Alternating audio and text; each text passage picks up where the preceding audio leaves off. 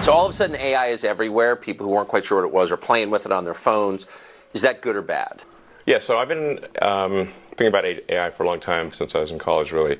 It was one of the things the sort of 4 or 5 things I thought would really affect the future dramatically. It is fundamentally profound in that the smartest creatures, as far as we know, on this earth are humans, is our defining characteristic. Yes. We're obviously weaker than, say, chimpanzees and less agile, but we are smarter.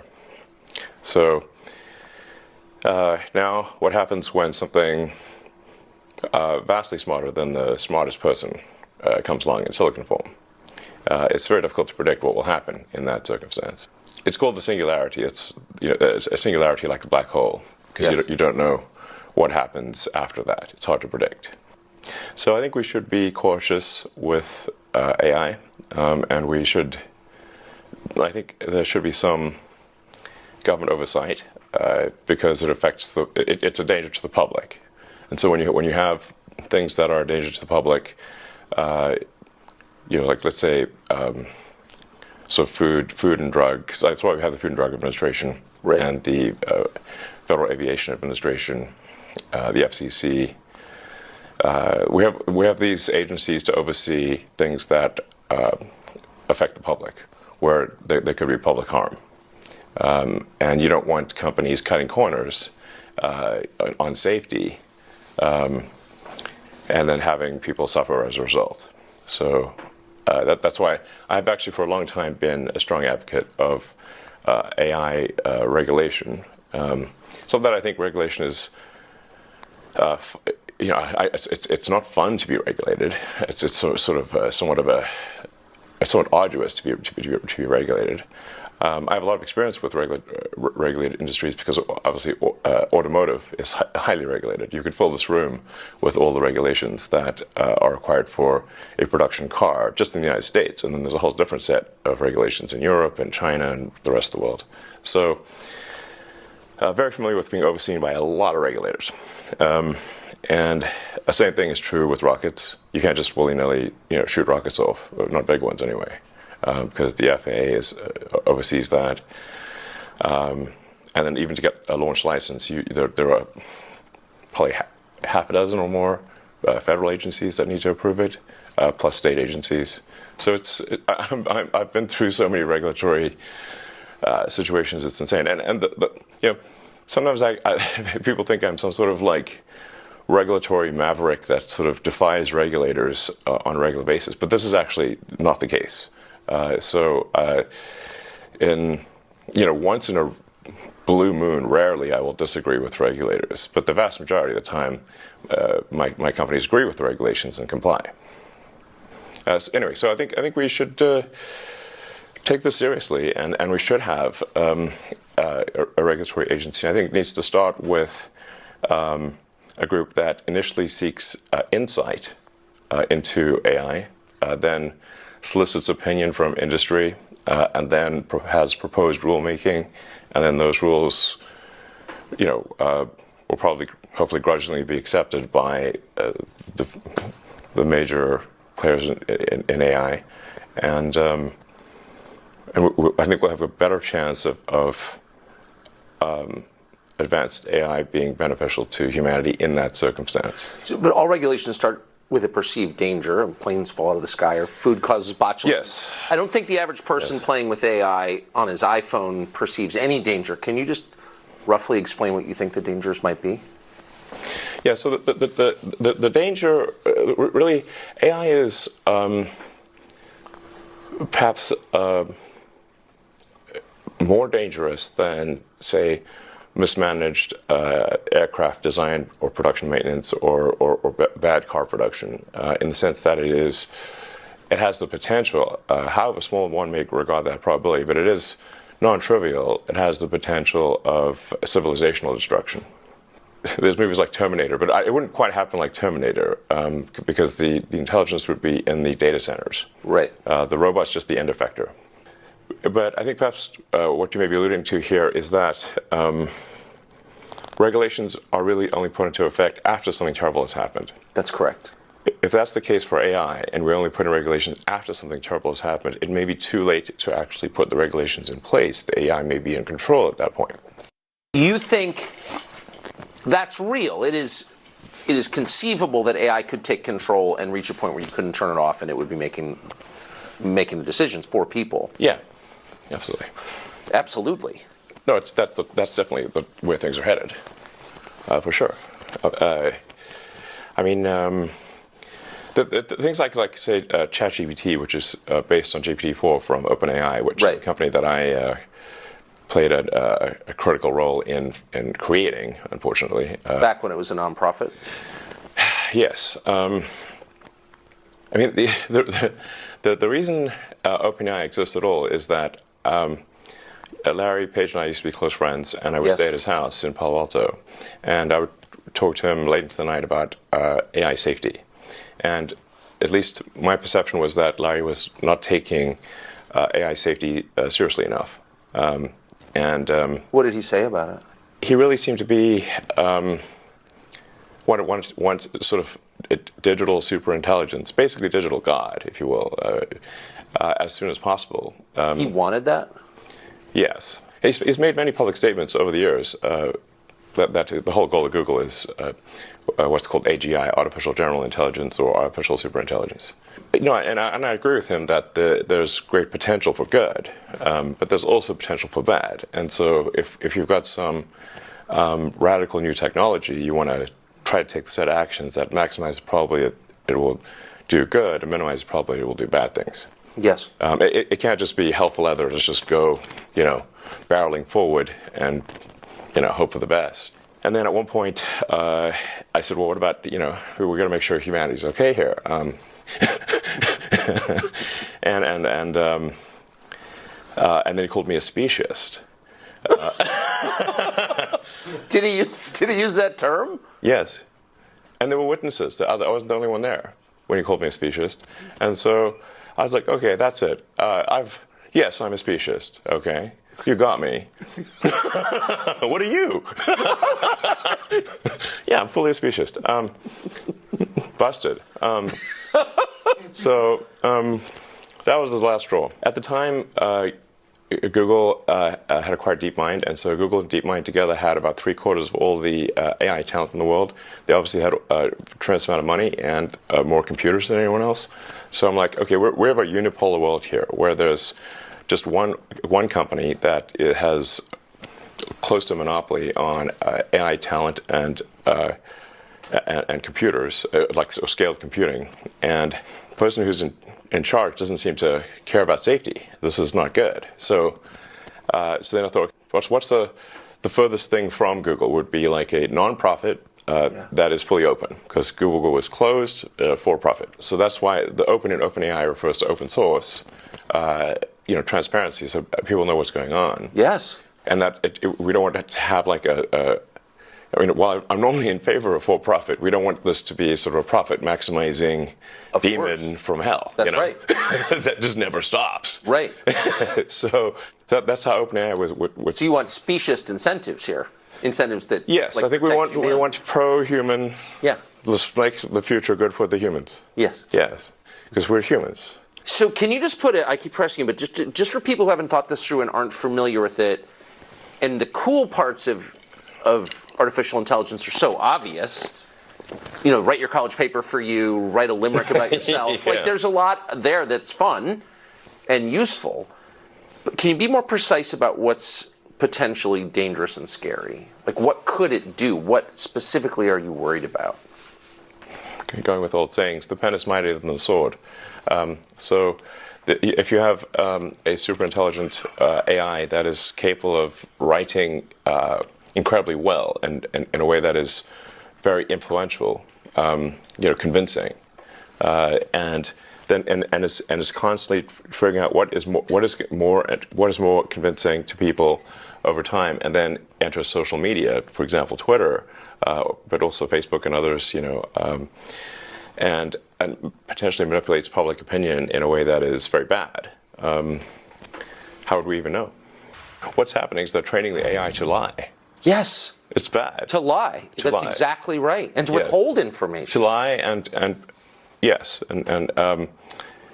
yeah, exactly. To either comment on some things, not comment on other things, but not to say what the data actually demands that it say. Exactly. How did it get this way? I thought you funded it at the beginning. What happened? Yeah, well, that'll be ironic. But the most ironic outcome is the most likely, it seems. I'm stealing that. That's good. That's actually a friend of mine, Jonah, who came up with that one. I actually have a slight variant on that, which is the most entertaining outcome is the most likely. But that's entertaining as viewed from a third-party viewer. Right. Like, so if we're like an alien from TV on show. High. Yes. Yeah. Like you could go see a movie about World War I and they're being blown to bits and gassed and everything in the trenches, and it's like you're eating popcorn and having a soda. It's fine. Not so great for the people in the movie. True. This is Occam's razor. The simplest explanation is most likely. Jonah's variant, which is irony, and then my variant, which is the most entertaining as seen by a third-party audience, which seems to be mostly true. But it seems true in this case. So you gave them, did you give them a lot? I came up with the name and the concept and pushed, had a number of dinners around the Bay Area with some of the people, the leading figures in AI. And I helped recruit the initial team. In fact, the Ilya Sutskever, who was really quite fundamental to the success of OpenAI, I put a tremendous amount of effort into recruiting Ilya, and he changed his mind a few times and ultimately decided to go with OpenAI. But if he had not gone with OpenAI, OpenAI would not have succeeded. I really put a lot of effort into creating this organization to serve as a counterweight to Google.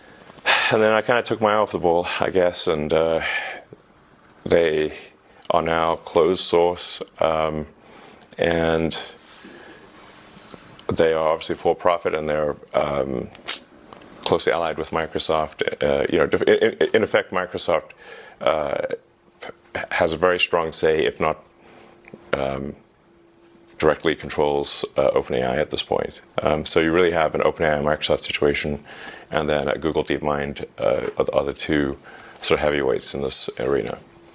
So it seems like the world needs a third option. Yes. So I think I will create a third option, although it's starting very late in the game, of course. Can it be done? I don't know. I think we'll see. It's definitely starting late, but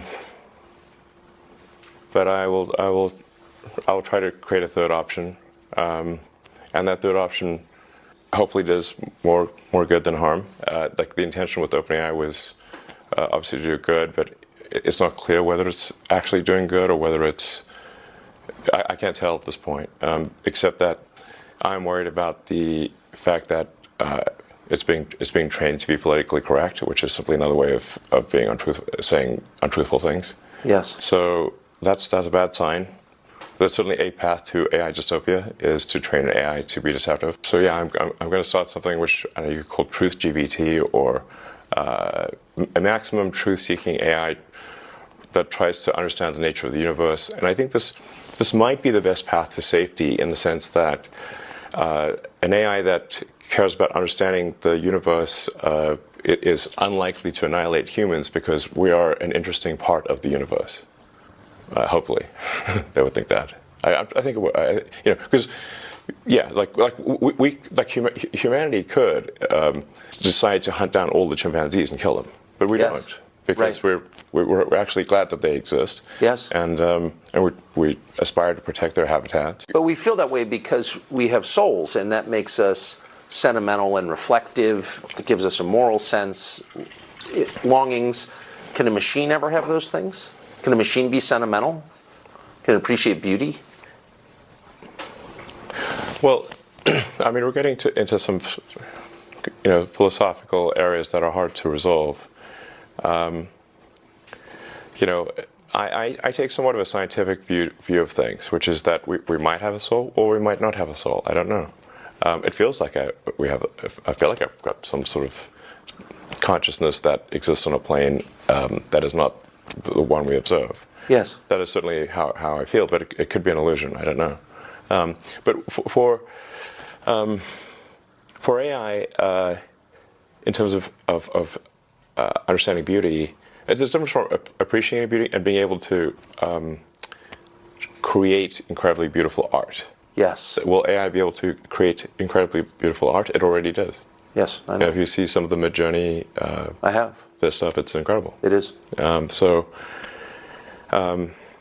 No question that it can create art that we perceive as stunning, really. It's doing sort of still images now, but it won't be long before it's doing movies and shorts, and movies just a series of frames with audio. But at that point, because it can mimic people and voices, any image, it can mimic reality itself so effectively. Yeah. I mean, how could you have a criminal trial? I mean, how could you ever believe that evidence was authentic, for example? And I don't mean like in 30 years, I mean like next year. I mean, that seems totally disruptive to all of our institutions. But I'm not so worried. I think it's more like, will humanity control its destiny or not? Will we have a future that is better than the past or not?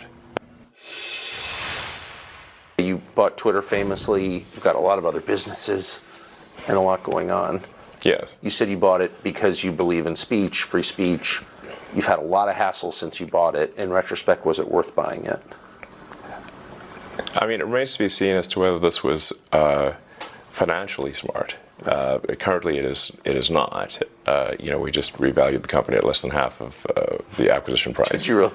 Yes. Sorry. No, my timing was terrible for when the offer was made, because it was right before advertising plummeted, and you caught the high water mark, I noticed. Yeah. So I must be a real genius here. My timing is amazing, since if I had bought it for at least twice as much as it should have been bought for. But some things are priceless, and so whether I lose money or not, that is a secondary issue compared to ensuring the strength of democracy, and free speech is the bedrock of a functioning democracy. Yes. And the speech needs to be as transparent and truthful as possible. So we've got a huge push on Twitter to be as truthful as possible. We've got this community notes feature, which is great. It is great. It is awesome. Yeah. And it's like, I saw it this morning. Yeah. It was far more honest than the New York Times. It's great. Yeah. We put a lot of effort to ensuring that community notes does not get gamed or have biases. It is simply cares about what is the most accurate thing. And sometimes truth can be a little bit elusive, but you can still aspire to get closer to it. Yes. And so, and I think the effect of community notes is more powerful than people may realize, because once people know that they could get noted, community noted on Twitter, then they'll think more carefully about what they say. They are likely. It's an encouragement to be more truthful and less deceptive. When you jumped into this, though, when you bought it, did you understand? Well, clearly you understood its importance. You wouldn't have bought it.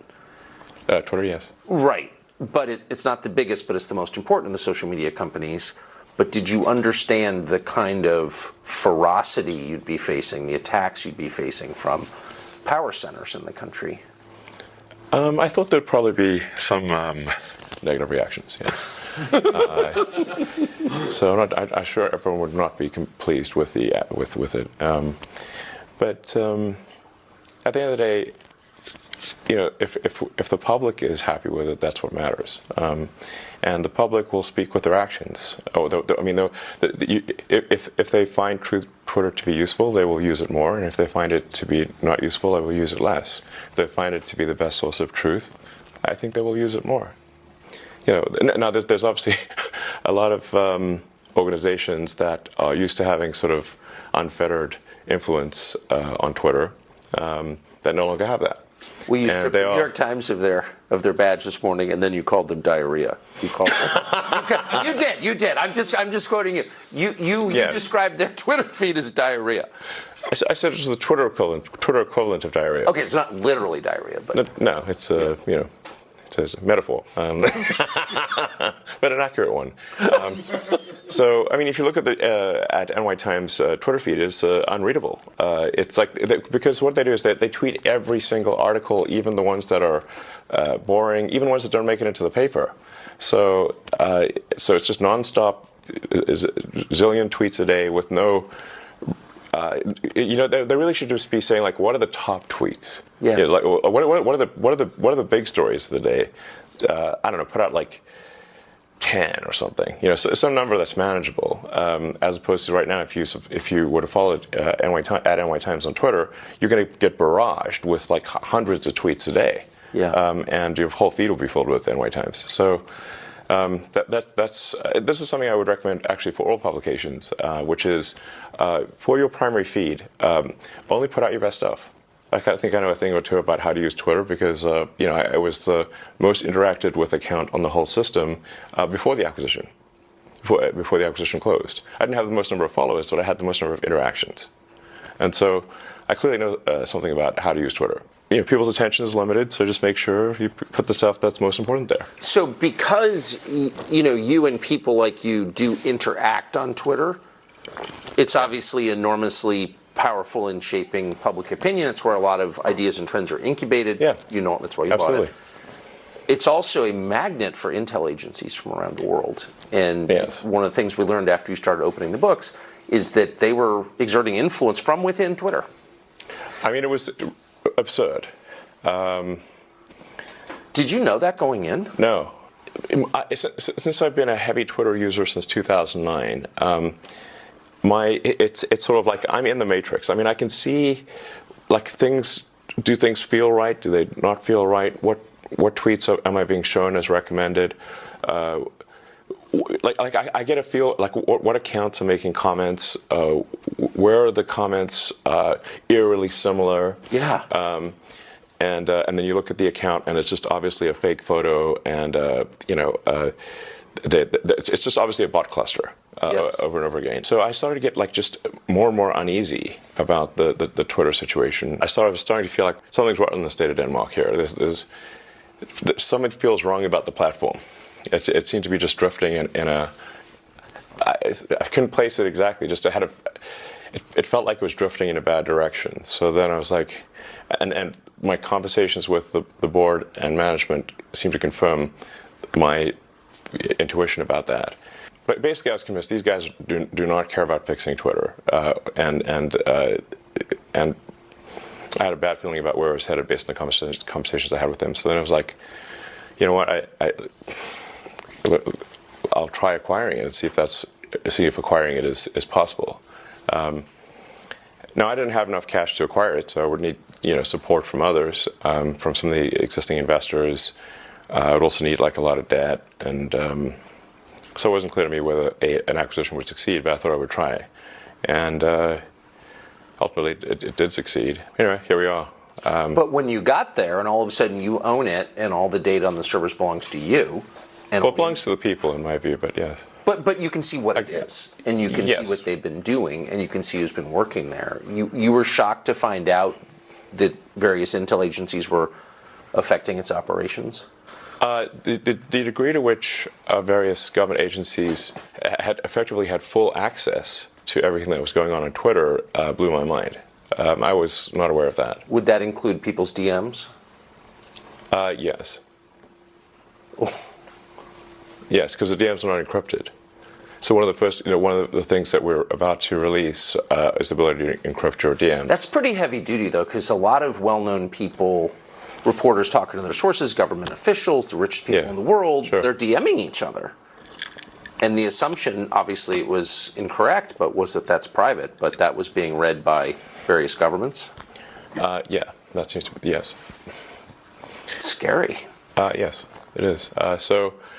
Like I said, we're moving to have the DMs be optionally encrypted. I mean, there's like a lot of DM conversations which are, just chatting with friends. It's sure. not important. Of course. It's hopefully coming out later this month, but no later than next month, is the ability to toggle encryption on or off. So if you are in a conversation you think is sensitive, you can just toggle encryption on, and then no one at Twitter can see what you're talking about. they could put a gun to my head and I couldn't tell. I couldn't. That's sort of the gun to the head test. If somebody puts a gun to my head, and can I still not see your DMs? That's the acid test. Yes. And that's how it should be if you want your. Have you had complaints from various governments about doing this? I haven't had direct complaints to me. I've had sort of like some indirect complaints. I think people are a little concerned about complaining to me directly in case I tweet about it. You know. They're like, uh-oh. So they're sort of trying to be more roundabout than that. You know, I mean, if I got something that was unconstitutional from the U.S. government, I would say, my reply would be to send them a copy of the First Amendment and just say, like, what part of this are we getting wrong? You have a lot of government contracts. What part of this are we getting wrong? Please tell me. I mean, it's a pretty. No, I'm just saying, but you're kind of exposed in your other businesses. So this is just in case our viewers aren't following this. This is not. You're not just like a journalist taking a stand on behalf of the First Amendment. You're a guy with big government contracts, giving the finger to the government. Do you think Twitter will be as central to this presidential campaign as it was in the last several? I think it will play a significant role in elections, not just domestically, but internationally. The goal of New Twitter is to be as fair and even-handed as possible, so not favoring any political ideology, but just being fair at all. Why doesn't Facebook do this? I know that Zuckerberg has said, and I take him at face value, that he. I do actually in this way, that he is a kind of old-fashioned liberal who doesn't like to censor. He has, but like, why wouldn't a company like that take the stand that you have taken, which is pretty rooted in American traditional political custom, for free speech? My understanding is that Zuckerberg spent $400 million in the last election, nominally in a get-out-the-vote campaign, but really fundamentally in support of Democrats. Is that accurate or not accurate? That is accurate. Yes. Does that sound unbiased to you? No, it doesn't. Yes. So you don't see hope that Facebook will approach this as a non-aligned arbiter? You've allowed Donald Trump back on Twitter. He hasn't taken you up on your offer because he's got his own thing. Right. Do you think he will go back on Twitter? Well, that's obviously up to him. My job is to, I take the freedom of speech just very seriously. So it's. I didn't vote for Donald Trump. I actually voted for Biden. Not saying I'm a huge fan of Biden, because I would think that would probably be inaccurate. But we have difficult choices to make in these presidential elections. It's not. I would prefer, frankly, that we put someone, just a normal person, as president, a normal person with common sense, and whose values are smack in the middle of the country. Center of the normal distribution, and I think that would be great. I think we have made maybe being president not that much fun, to be totally frank. Meant a shrinking pie, obviously, for most of the traditional media companies, and made them more desperate to get clicks, to get attention. And it's made them, when they're in sort of a desperate state, they will then tend to really push headlines that get the most clicks, whether those headlines are accurate or not. So it's resulted, in my view, I think most people would agree, a less truthful, less accurate news. Because they just got to get a rise out of people. And I think it's also increased the negativity of the news, because I think we humans instinctually respond more to I think we have an instinctual negative bias, which kind of makes sense in that, like, if let's say, it's more important to remember where was the lion, or where was the tribe that wants to kill my tribe, than where is the bush with berries. Yes. Like, one's like a permanent negative outcome, and the other is like, well, I might go hungry. So meaning like there's an asymmetry in sort of involved asymmetry in negative versus positive stuff. And also historically, the negative stuff would have been quite proximate, like it would have been near, represented a real danger to you as a person if you heard negative news.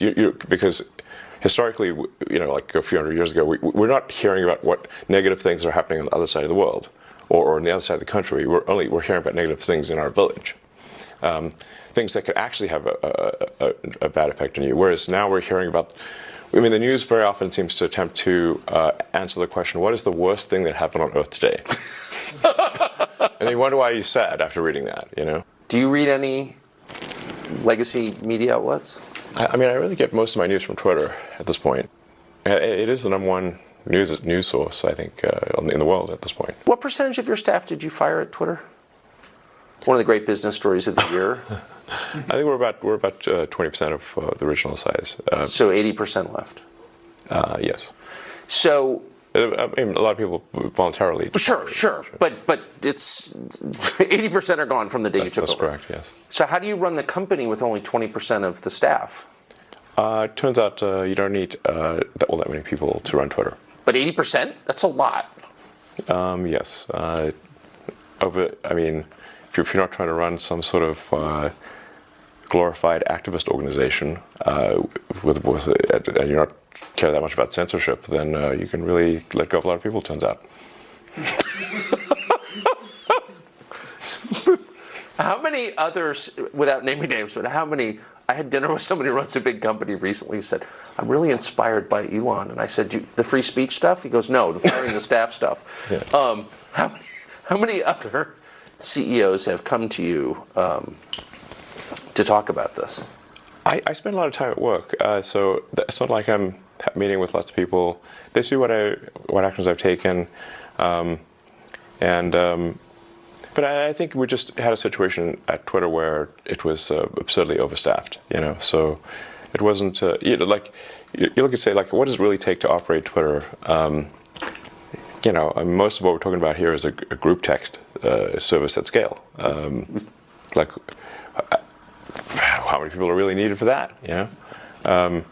And if you look at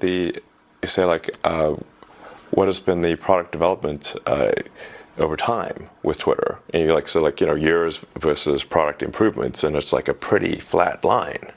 So what are they doing? It took a year to add an edit button that doesn't work most of the time. I feel like there's a comedy situation here.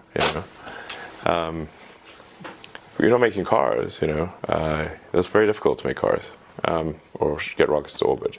So, the real question is like, how did it get so absurdly overstaffed? This is insane.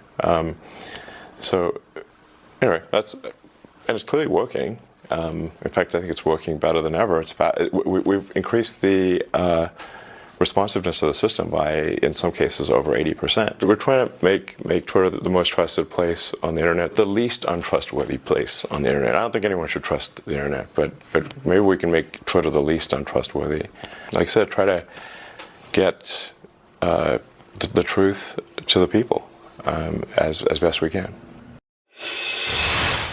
You've heard people say we should just blow up the server farms because there's no way to, once this gets rolling, there's no way to slow it down. What do you think of that? Well, the really heavy-duty intelligence is not going to be distributed all over the place. It'll be in a limited number of server centers.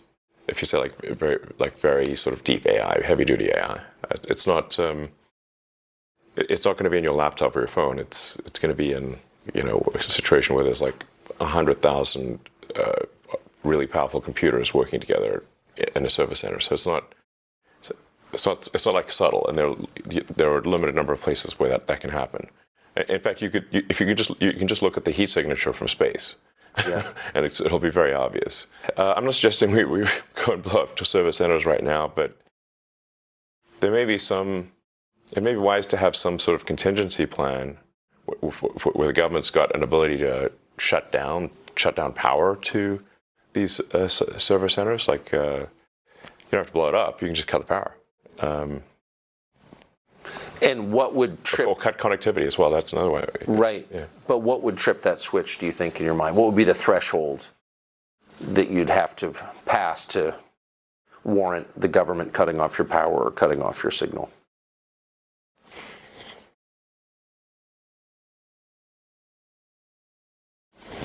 Well, I mean, I guess if we lost control of some super AI, like for some reason, like the things that would normally work to do a passive shutdown, like the administrator passwords, if they somehow stop working, where we can't slow down or I'm not sure. I don't have a precise answer, but if there's something that we're concerned about, and are unable to stop it with software commands, then we probably want to have some kind of hardware off switch. Yes. I think, can't hurt. Have you talked to, since you know Larry Page, and you obviously you know the OpenAI guys because you started it? Definitely have one. Have you talked to the people who run the biggest AI companies about this recently? I haven't talked to Larry Page in a few years because he got very upset with me about OpenAI. So when OpenAI was created, it did shift things into from a unipolar world where Google and DeepMind controlled, like I said, 3/4 of all the AI talent, to where there's now sort of bipolar world, or OpenAI and Google DeepMind, and they're and now weirdly, it seems OpenAI is maybe ahead. So I have had conversations with the OpenAI team, Sam Altman. I haven't talked to Larry Page because he doesn't want to talk to me anymore for a few years. Can I ask you just about, since you've been around a lot of this, the thinking? So why would anyone not be a speciesist, be human-centered in his thinking about technology? Like, what's the thinking there? I think what he's trying to say is that, if I were to guess, that all consciousness should be treated equally, and whether that is digital or biological. And you disagree? I disagree, yeah. Especially if the digital consciousness, or whatever you want to call it, digital intelligence, decides to curtail the biological intelligence. Right. So you're just building your own slave master, and why would you do that? Doesn't sound great. Yeah, I mean, we should at least we no need to rush. Like, what's the hurry? Where's the fire? How? Tell us about the hurry. So I know you've been talking about this for years, and on the sort of the periphery of our attention, we've heard Elon Musk talking about AI. But for most people, it's been like 3 months since they've had any interaction with this at all. So what's the timeline here? At what point does it start to really change our society, do you think? I think it starts to have probably an impact this year. GPT-4, now it's like writing poetry. And pretty decent poetry, actually. Pretty decent. Its skill at rhyming is incredible. Yes. Yes. And it's coherent. Yes, it is. It's even got a narrative. Yes, that's right. Yeah. So you could say that's hard to do. Like, most humans can't do that. That's true. So it's already past the point of what most humans can do. Most humans cannot write as well as ChatGPT. And no human can write that well, that fast, as the best of my knowledge. So maybe Shakespeare. How can you have a democracy with technology like that? I mean, if democracy is, government by the people, each person's vote is equal to every other person's vote. I mean, and people are choosing their votes freely. Can you have a democracy with this? Well, that's why I raised the concern of AI being a significant influence in elections. And even if you say that AI doesn't have agency, well, it's very likely that people will use the AI as a tool in elections. And then, if the AI is smart enough, are they using the tool, or is the tool using them? So I think things are getting weird, and they're getting weird fast. So you've seen a couple regional bank collapses. Yeah. And we've been told that's not a big deal. that these are isolated and each one collapsed for unique reasons. It's not systemic in any sense. What's your sense of the stability of the American banking system? Well, it's actually at this point a global banking system problem. It is. So the we have a situation here where it's not that the canary in the coal mine has died, but the miners are starting to die too. So Silicon Valley Bank collapsing overnight is one hell of a big canary. It's more like a turkey. I mean, it's not like some small fry thing. I think that there is a serious danger with the global banking system. There's a strong argument that if you were to actually mark to market the portfolios of the banks, the loans and whatnot, that the entire banking industry would have negative equity. It feels that way. Yes.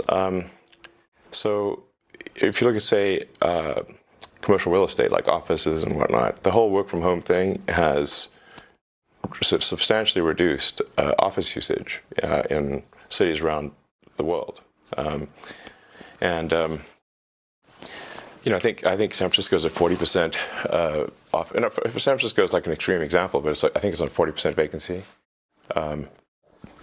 Even New York has. I think almost all cities at this point have record vacancies in commercial real estate. So now the commercial real estate used to be something that was a grade A asset.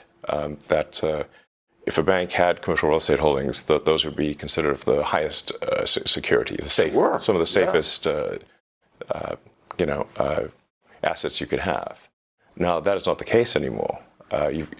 One company after another is canceling their leases or not renewing their leases, or if they go bankrupt, there's nothing for the bank who owns that real estate to go after because they're previously strong company now dead. What do you go after at that point? So we really haven't seen the commercial real estate shoe drop. That's more like an anvil, not a shoe. So the stuff we've seen thus far actually hasn't even. It's only slightly real estate portfolio degradation, but that will become a very serious thing later this year, in my view.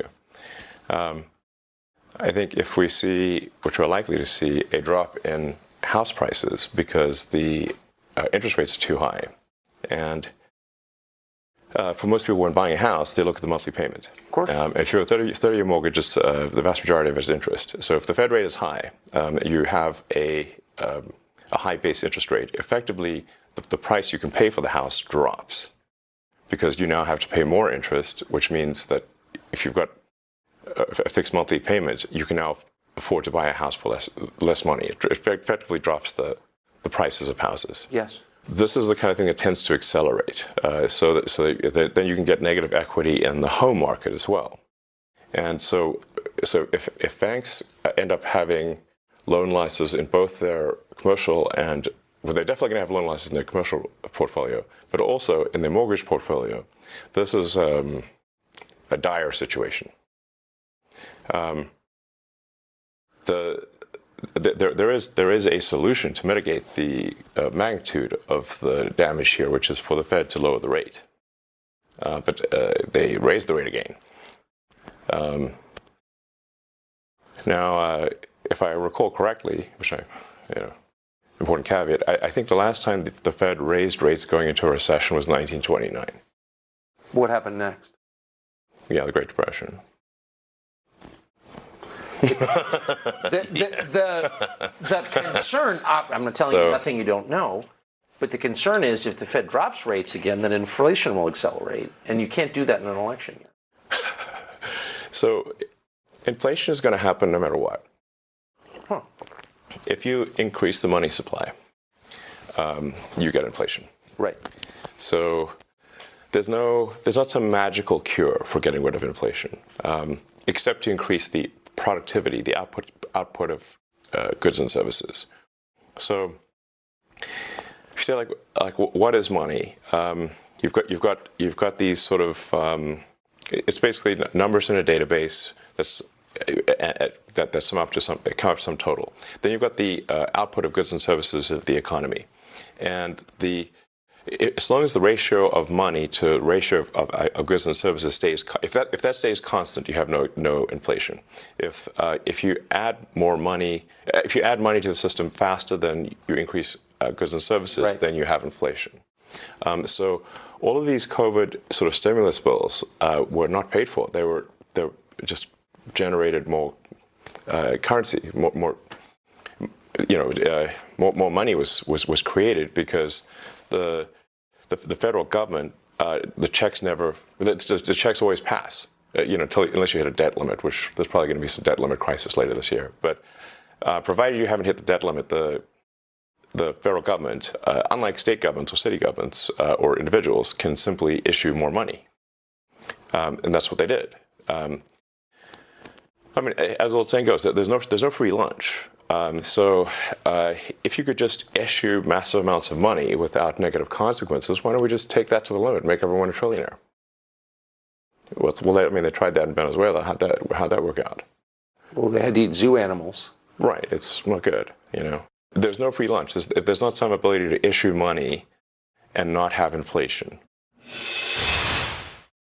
People sometimes take the fact that we're here on Earth for granted, and that there's consciousness is just a normal thing that happens. But to the best of our knowledge, we see no evidence of conscious life anywhere in the universe. So it might be there. In physics, they call it sort of the Fermi paradox. After when Enrico Fermi, was an amazing physicist, asked the fundamental question: where are the aliens? Yeah. A lot of people ask me, where are the aliens? And I think if anyone would know about aliens on Earth, it would probably be me. I would think. Yeah, I'm very familiar with space stuff, and I've seen no evidence of aliens. So I would immediately tweet it out. This is split second. That'd be like one of all time. Probably the top tweet of all time. I found one, guys. It's a jackpot. This is some 8 billion likes, Next level jackpot if you find the aliens. I don't think they're keeping this under, and it was like some general, I think in the 60s, where they saying show us the aliens, like Area 51, etc. And he said listen, we're constantly trying to get the defense budget to expand. And you know what would really get no arguments from anyone? If we pulled out an alien and said, we need money to protect ourselves from these guys. How much money do you want? You got it. They look dangerous. So the fastest way to get a defense budget increase would be for me to pull out an alien, We were like, yeah. There could be the invasion fleet could be arriving any minute. Who knows? So, so I digress. But you were saying that our consciousness makes us unique in the universe as far as we know, and that we take yes, it for I'm not saying granted. that we are unique. I'm simply stating, to the best of my knowledge, that there is no evidence for other conscious life. I hope there is, and I hope they're peaceful. Obviously, the two important characteristics. But I'm just saying we haven't seen anything yet. So. Yeah. But you think that we take our existence here for granted? Yeah, I think that there are threats to it. Yeah, exactly. So, I just think we should not assume that civilization is robust. And if you look at the history of civilizations, the rise and fall of the ancient Egyptians, the ancient Sumerians, Rome, there's throughout the world there've been a rise and fall of many civilizations. So there's an arc. There's sort of a life cycle arc to civilizations, just as there is to individual humans. Yes. And I think we just want to make sure that we have civilization go onward and upward. And that's, for example, why I'm concerned about decreasing birth rates and the fact that, for example, Japan had twice as many deaths last year as births. So that's and they're a leading indicator. Can I say, and you've written and talked a lot about this, but can I just ask you to pause just for a parenthetical note? Why is that? I mean, the urge to have sex and to procreate is, after breathing and eating, the most basic urge. Yes. How has it been subverted? Well, it's just in the past we could rely upon simple limbic system rewards in order to procreate. But once you have birth control and abortions and whatnot, now you can still satisfy the limbic instinct, but not procreate. So we haven't yet evolved to deal with that, because this is all fairly recent, the last 50 years or so, for birth control. So I'm sort of worried that, hey, civilization, if we don't make enough people to at least sustain our numbers, perhaps increase a little bit, then civilization is going to crumble. There's the old question of will civilization end with a bang or a whimper? Well, it's currently trying to end with a whimper in adult diapers. Yes. Which is depressing as hell. The most depressing. I mean, seriously, yeah. War is less depressing. Yeah, I'd rather go out with a bang. Yeah, and with your shoes on. Yeah, not with your more diaper exciting. on. Yeah.